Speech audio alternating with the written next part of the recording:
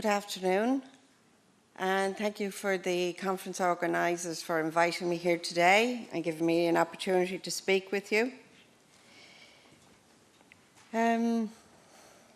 First of all, I am a nurse by profession, and then later on I trained as a psychotherapist, and then I became involved. I started to work full-time with the Irish Haemophilia Society as their counsellor outreach worker.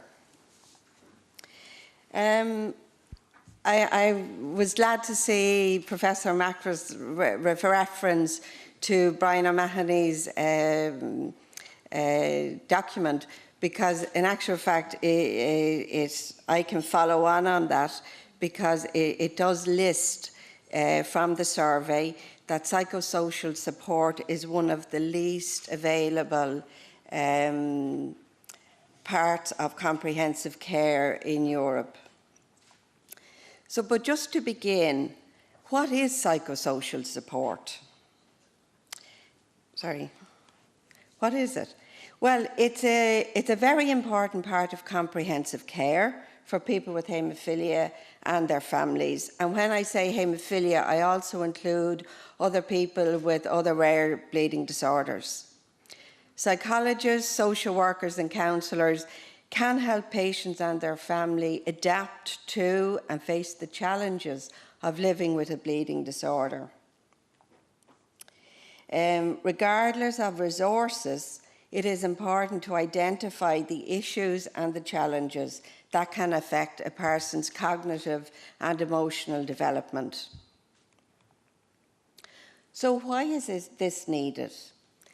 Psychosocial support is needed to create a space for the PWH to talk about his thoughts, his feelings and his concerns. It enables the PWH to gain a personal understanding of haemophilia. And this is so important, as I learned this morning through one of the workshops, that the person just doesn't need the facts. He needs to understand, what is it going to mean for me? It develops coping strategies, or at least helps to develop coping strategies for physical, mental, emotional and social challenges. And the ultimate aim, of course, is to empower the PWH to manage his life and its challenges independently. Quality of life is related to the ability to adjust to a chronic disorder and its challenges. And that would be the case in all chronic disorders. So the factors that influence and which determine the psychosocial issues of how they're actually experienced and then how they're addressed. Cultural values, socio-economic factors, access to haemophilia treatment centres, like factor availability, access to physiotherapy and corrective orthopaedic surgery, and then support from national haemophilia organisations. Now, there are different models of psychosocial care around the world, and I'm going to talk about the two. One is about hospital-based psychosocial support, and with this, there are specific healthcare professionals involved, like a social worker, a psychologist, and they provide one-to-one counselling. They can also have peer support groups, bringing patients and their families together in specific groups. Now, the other kind of a psychosocial care is NMO-based psychosocial care.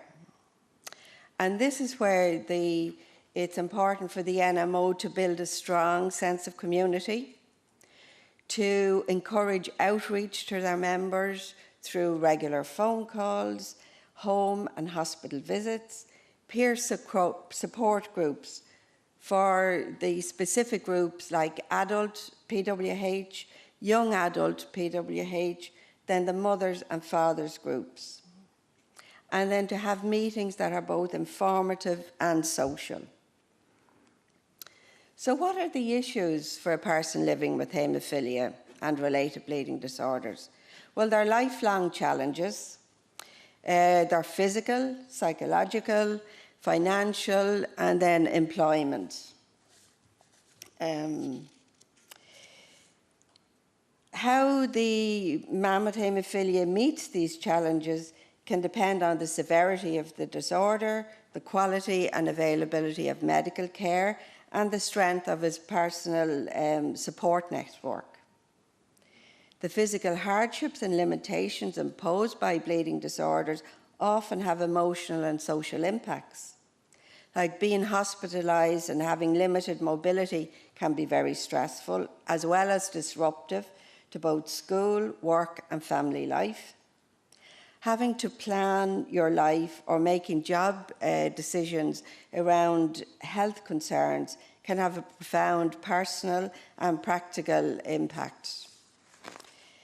Adults can face discrimination in the workplace, and understanding haemophilia is only the beginning of coping with it.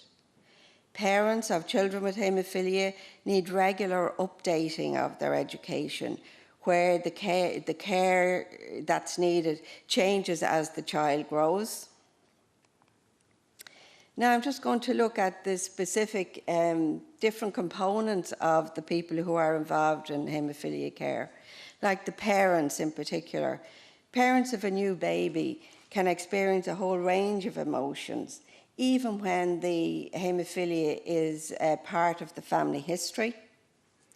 Shock is often experienced as emotional numbness, and this initially can be a protection against the news, and it helps the parents actually function. Denial may appear when the shock wears off, and parents may think that the diagnosis is actually a mistake. And denial can actually occur even when the mother knows that she's a carrier. Parents can feel devastated, they can be angry, they can feel devastated and cheated out of having a perfect child. Fear and worry.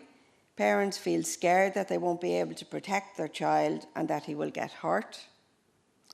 A mother who is a daughter of a PWH might be scared that her child is going to experience what her father went through, either through arthropathy and or viruses. Depression. Parents may experience a period of sadness and despair, again grieving for their perfect little boy. Guilt. Although this is illogical, it does happen. Because haemophilia is a genetic disorder, the mother may feel guilty of passing this gene to her child, even though logically she could do nothing about it. The other most important people who are affected by haemophilia in a family are the siblings, especially the siblings who are born before the child with haemophilia. Because a family routine has already been established, the new baby arrives and that can rock the delicate family balance. If too much fuss is made over the new baby, the older siblings may feel left out.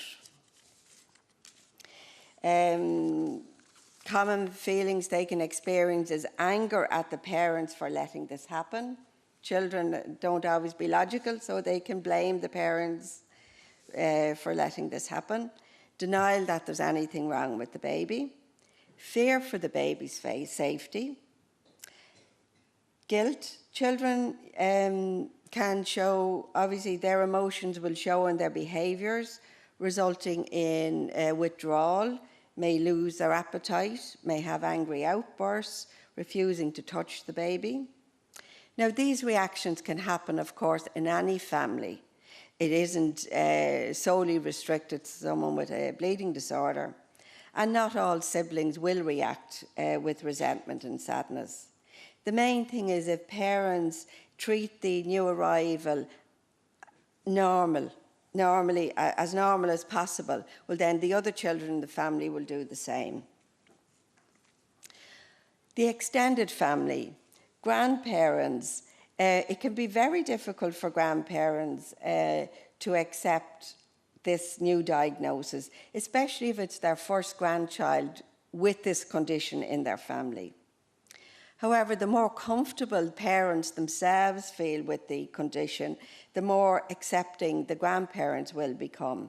But this can take time, a lot of understanding and information giving. Parents who have had a history of haemophilia in their family may actually think that they know what's best, and this can cause a lot of tension within a family because realistically, children growing up with haemophilia now in developed countries, it can be seen as a totally different condition as it was for their parents and uncles in the previous generation. In the first year, parents will be anxious, they will blame themselves, and they have a need to control their own fear. Of course, it's very natural for parents to become anxious when the first bruises start appearing, because other than that, the child looks perfectly normal, and they may have a lot of hospital visits.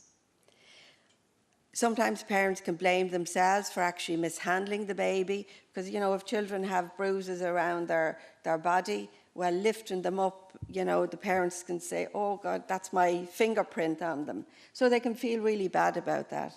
And it can be very difficult for a parent to see their baby having blood tests and then getting their factor. However, the big challenge for parents is that they really need to control their own fear. They have to control their emotions because the child will pick it up otherwise, and that's a real challenge for people. Toddlers and preschool children, again, there's a huge range of emotions here. The big thing is really with worry, at least that's what I would see with our members, because if you have a normal, active toddler, he's going to be running around, he's going to be falling, hitting his head. So the big danger and worry for a parent is of head injury. And whilst this needs urgent medical attention, overuse of protective clothing and helmets in ordinary activities can teach the child that he's different and that he's handicapped. So that's a balance that the parents have to learn rather than overprotecting and to let the child grow up normally. Parents can be very afraid to go out and leave the child in the care of a trusted family member or a babysitter. Sometimes they can be too frightened to allow the child play with ordinary toys or have the house, all the corners padded so the child doesn't hit himself against it. So these are huge challenges. They're totally understandable. If I had a child with haemophilia, I think I'd want to wrap him in cotton wool. However, that's the worst thing we can do. So failure for the parents to come to terms with their child's condition, actually, the child then won't feel safe, and it can prevent normal development, which is what we don't want to happen. Starting school. Hopefully the parents will have been able to put the child in a preschool setting even for a couple of hours a day, and that can kind of help diffuse their fear around putting them into ordinary school. It is important that parents have enough confidence and assertiveness to talk to their teachers and to help the teachers understand about haemophilia and to be comfortable enough not to treat the child any different to his peers. So parents do need a lot of help and guidance around that and to build assertiveness in them, which they might naturally have. Adolescence, this is a very challenging area and time in a young person's life, because the single most important challenge for a teenager is learning to take charge of his haemophilia, to put his life first and his haemophilia second. The teenager who has yet to come to terms with, with his condition can feel different from his peers. And this then can result in relationship difficulties.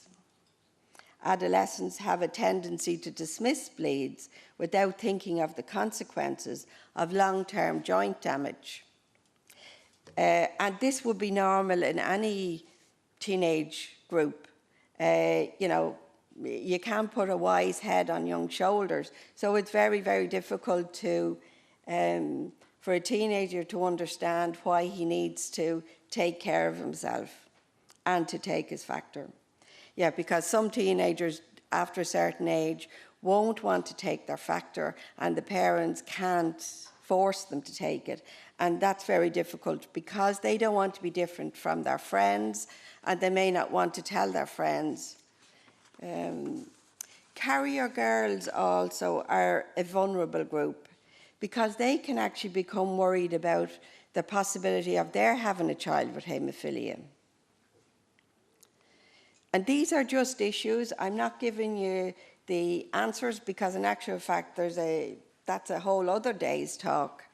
But it's important to address name the issues. Sexuality, there are two main areas that need really sensitive handling. One is with carrier girls who have low factor level and helping them to deal with heavy blood loss during menstruation, and young men who have bleeds induced by sexual activity, you know, ileoceous bleeds.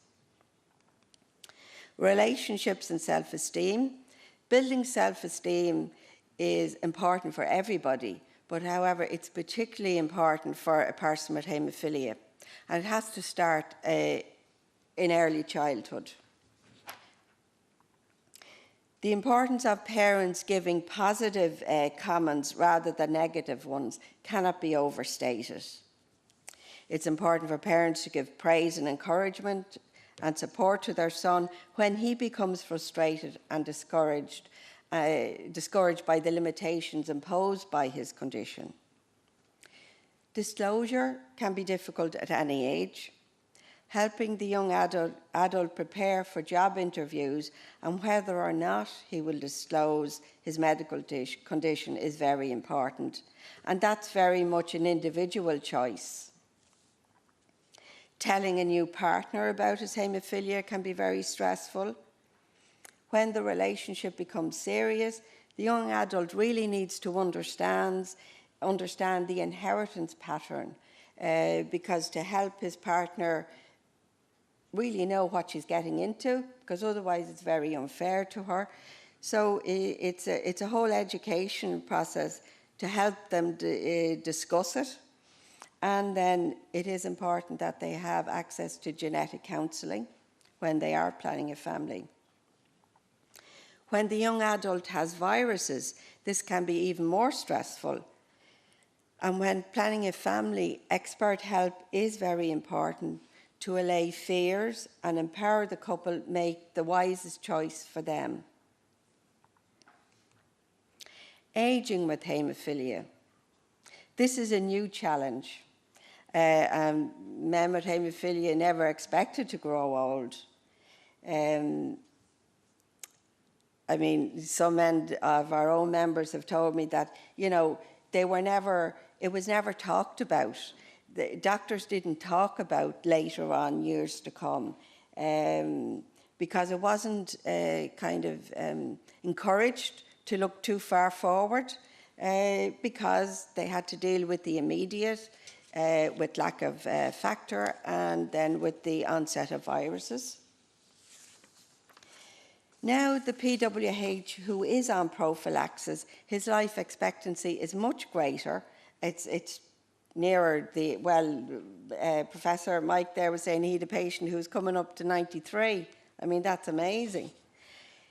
But he's going to be confronted with the normal age-related ailments related to his heart, his kidneys, diabetes, loss of health because of progressive arthropathy, liver problems, age-related physical and mental disorders can create an involuntary dependence on care. And associated with the physical aspects of ageing, people can suffer from involuntary unemployment, like early retirement, loss of health, and changes to their social and financial circumstances. So the consequences of ageing: you can have loss of social contacts, maybe through early retirement. That's going to be very difficult because you're going to miss your work colleagues. Living on one's own can be very lonely. And, you know, a number of adults with haemophilia didn't have the opportunity to get married, and now they're going to live into their 70s, 80s, possibly 90s without a partner, without children to not so much look after them as just to have the social contact. Living independently for as long as possible is most people's wish. I would imagine it is, and that's what I hear from our members. To have to give up independence and move into a nursing home, I would imagine, will be very unacceptable for the older man with haemophilia. Going through the ageing process with feelings of loneliness, anger, sadness, and a fear of what lies ahead, that's very stressful. I can imagine it is very stressful. But this is actually the future challenge of the haemophilia community, both the NMOs and the healthcare professionals. We have to help our members and our patients cope with the limitations of ageing. And this will require outside support of both an emotional and a practical nature. Some practical ideas. The future of people for people with haemophilia. Sorry, please. Okay, it can be very bright. I'll just finish with this. These are some photographs where you see children who don't look as if they've haemophilia having great fun together, and adults there. That's a physio session, and they're lying over balls, and they've great fun with that. You know, it's for the community. People can learn from each other. Parents learn from each other. Children can learn from adults. And they're my references. So thank you very much.